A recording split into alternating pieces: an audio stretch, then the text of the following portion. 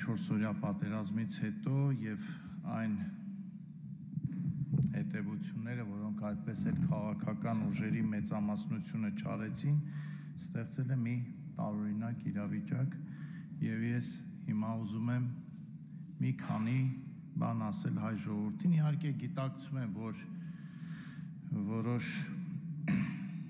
բլոգերներ կամ չգիտեմ ինչ են իրենց անվանում կամ քաղաքական գործիչներ կրկին ինձ թիրախավորելու են, բայց ես ուզում եմ ասել, որ կոչ անել, դադարեցնել հետևյալ խոսակցությունը եւ հետևյալ թեզերի տարածումը, թե ինչ որ մեկը վերցրեց ու Արցախը հանձնեց։ Ես ուզում եմ այդ նախադասությունը, երբ ասում եք, երբ ուզում եք, որ ձեզ հավատան, մի փոքր երկար մտածեք, ինչ եք ասում։ Ես ուզում եմ, որ այս մասին մտածի նաև մեր ամբողջ ժողովուրդը։ Այսինքն Արցախը տորթի կտոր էր եւ ինչ որ մեկը վերցրեց եւ տվեց, ո՞նց վերցրեց տվեց։ Բա եթե դա այդպես տալով էր կամ չտալով էր, բա ինչի թողեցիք որ տա։ Ինչի թողեցիք։ Մի հսկա քաղաքական դաշտ փորձով ես սիրելի հայրենակիցներ, ես այս ամեն ինչը ձեզ ասում եմ, որ գոնե օգնեմ մի կաթիլ, որ սուտը, կեղծիքը, թույնը, խաբեությունը վերանա այս երկրից, որովհետև մեր հիմնական խնդրեմը հենց դա է։ Սիրելի հայրենակիցներ, ես ուզում եմ հիշեցնել մի դրվագ մեր պատվիրակության խորհրդարանական 22 թվականի վերջին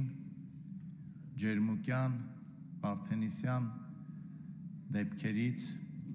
պատերազմական մարտական գործողություններից հետո, երբ որ Իրանում հանդիպեցինք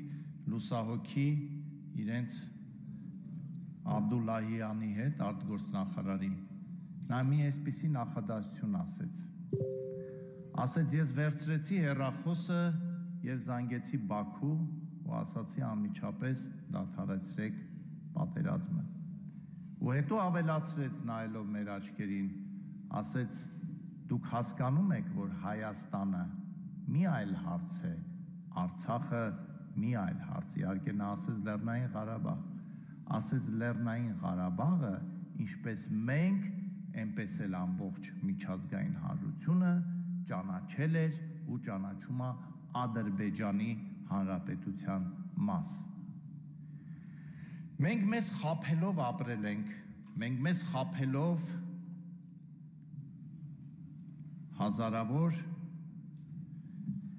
տղաների, հերոսների կյանքի արժանացել այդ խաբելը։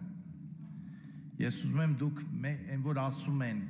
Արցախը վերցրեցին եւ տվեցին, մենք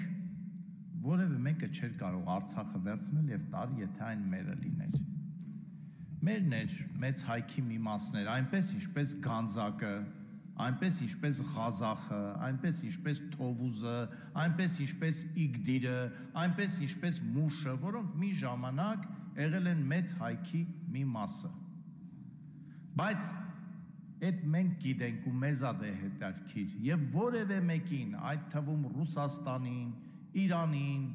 չգիտեմ Մադագասկարին, դա որևէ կերպ հետաքրքիր չի եղել։ Եվ այդ մասին շատ լավ իմացել է եւ Լևոն Տեր-Պետրոսյանը, եւ Ռոբերտ Քոչարյանը,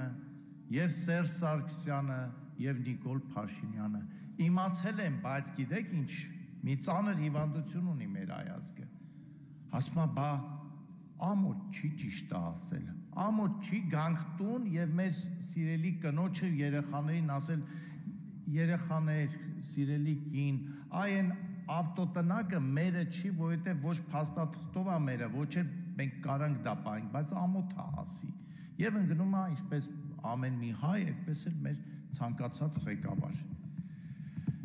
Լևոն Տեր-Պետրոսյանը գիտեր Արմեն Շեկոյանի ասած, բայց մեզ չէր ասում։ Նույնը բոլորը։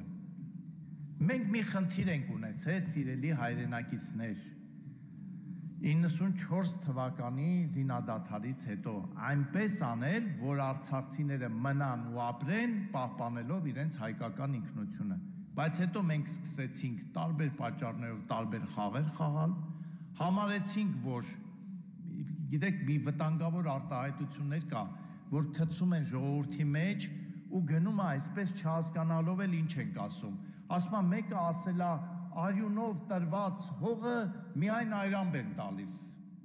Այսինքն, լավ, այս 3 միլիոն ժողովուրդը մի օր չասեց, այս ինչ եք ասում։ Այսինքն ոնց էլի, այսինքն դե տալու ենք, բայց թող մի 4000 երեխա էլ զոհվի, տղա էլ զոհվի, քաջ էլ զոհվի, բայց մենք այդ կամքը չունենանք, որ ասենք սիրելի հայրենակիցներ 21 թվին շատ վատ էր, բայց 21 թվին այդ հարցը աշխարհը լուծեց։ Մենք թույլ գտնվեցինք, Ադրբեջանը ուժեղ գա, եկեք մտածենք այդ մասին, որ հետո այդ սխալները թույլ չտանք։ Ի վերջո հայ բոլշևիկները 21 թվականին 1921 թվականին մտածում էին համաշխարհային հեղափոխության հաղթանակի մասին, իսկ ադրբեջանցի այն ժամանակ թաթար բոլշևիկները մտածում էին Ադրբեջանի մասին։ Եկեք այս մասին մտածենք, որովհետև հիմա մենք նորից մտածում ենք, չգիտեմ, համաշխարհային այսինչի հաղթանակի մասին, մեր հարևանները մտածում են իրենց հաղթանակի մասին։ Եկեք այդ մասին էլ մտածենք։ Ու այս խոսակցությանը վերջ տանք, ես ինչը հանձնեց, այն ինչը չհանձնեց։ Եթե Սերժ Սարգսյանը 0.5% կամ 10% անգամ իմանար, որ վերահաս պատերազմում մենք գոնե ինչ-որ մի հաջողություն ենք ունենալու, ինքը 18 թվականին չէր ճողոպրի իշխանությունից։ Ես ուզում եմ, որ հայ ժողովուրդը իմանա ու քաջ իմանա, որովհետև իրենք իմացել են, որ պատերազմը անխուսափելի է, որովհետև իրենց ամեն տեղից ասել են, որ պատերազմը անխուսափելի է, իսկ իրենք կանխելու փոխարեն փախան, մի հատ ծուղակել անփորձ նոր իշխանության առաջ դրեցին, վստահ լինելով, որ իրենք էլ են հայ եւ ընկնելու են այդ ծուղակը, անդադար ասելով սրանք եկել են, որ Արցախը տան, սրանք եկել են տալու, դες երիտասարդ իշխանություն ասում են, չէ, մենք չենք տա, ավելի էին բանանում, ավելի էին մտնում այդ ծուղակի մեջ։ Իհարկե ես չեմ արդարացնում դա, ես գիտեմ իմ ասելու են բանա Նիկոլի փաստաբանն է, էսա, ես հայ ժողովրդի փաստաբանն եմ։ Ես եկել եմ այստեղ, որ մեկ անգամ էլ ժողովրդին ասեմ, ժողովուրդ, թույլ չտաք ձեզ խաբեն, թույլ չտաք։ Արցախի հարցը որոշված ա եղել 1922 թվականին։ Հետո որոշված ա եղել 1991 թվականին։ 1991 թվականի սեպտեմբերի 21-ին, երբ որ հռչակվեց Հայաստանի Հանրապետությունը, Հայաստանը ճանաչեց Արցախը Ադրբեջանի կազմում։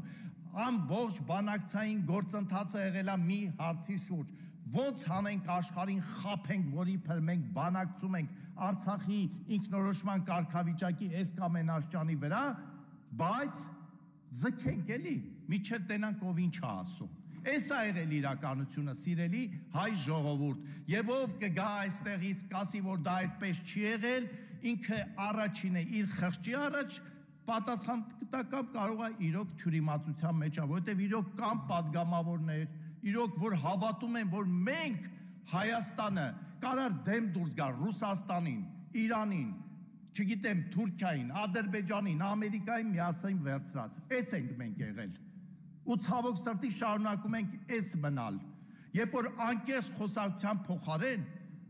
մի փոքր շեղվեմ, այսօր Գառնիկ Դանելյանը շատ ճիշտ որոշ գնահատականներ տվեց այսօրվա իրականության։ Եկեք մտածենք, այս մեր ներքին գրաքննությունը որն է, որ մեկին զորամաս ենք թողում, մեկին չենք թողնում։ Դա էլ է, չէ՞ խոսում։ Կամ ես հիմա էլ ժամանակը լրանում է, մի կոչ եմ անում եւ վարչապետին եւ եկեղեցուն։ Վարչապետին խնդրում եմ առժամանակ, քանի որ իր խոսքը միշտ ընկալվում է որպես պետության, իշխանության խոսք, եկեղեցու վերաբերյալ որևէ հայտարարություն չանի, բայց եկեղեցուն էլ կոչ եմ անում, հանուն հայ առաքելական եկեղեցու։ Շատ արագ կողմնորոշվեք, ներքին փակ ժողով արեք, ու եթե մի քիչ կես աշճան սիրում եք հայ առաքելական եկեղեցին, հրապարակային ձեր ժողովներից հետո պատասխանեք հնչող մեղադրանքներին եւ հետեւություն արեք։ Հետեւություն արեք, որովհետեւ շատ ներողություն եմ խնդրում, կես րոպեով ավարտեմ, այս գիշերը պատահաբար այդ էջը բացեցի, որովհետեւ հետո հասկացա, որ այս պիտի ասեմ ես։ Պողոս Առաքյալի թուղթը գաղատացիներին մի հատված կա, ասում է եղբայրներ, դուք կոչված եք ազատության, միայն թե ձեր ազատությունը սոսկ մարմնի ցանկությունների համար չլինի, այլ սիրով ծառայեցեք միմյանց, որովհետև ամբողջ օրենքը այս մեկ խոսքի մեջ է ամփոփվում. պիտի սիրես քո ընկերոջը, ինչպես ինքդ քեզ, իսկ եթե միմյանց խածոտեք եւ հոշոտեք, զգուշ եղեք, գուցե թե միմյանց ոչնչացնեք, եկեք միմյանց չոչնչացնենք։ Շնորհակալ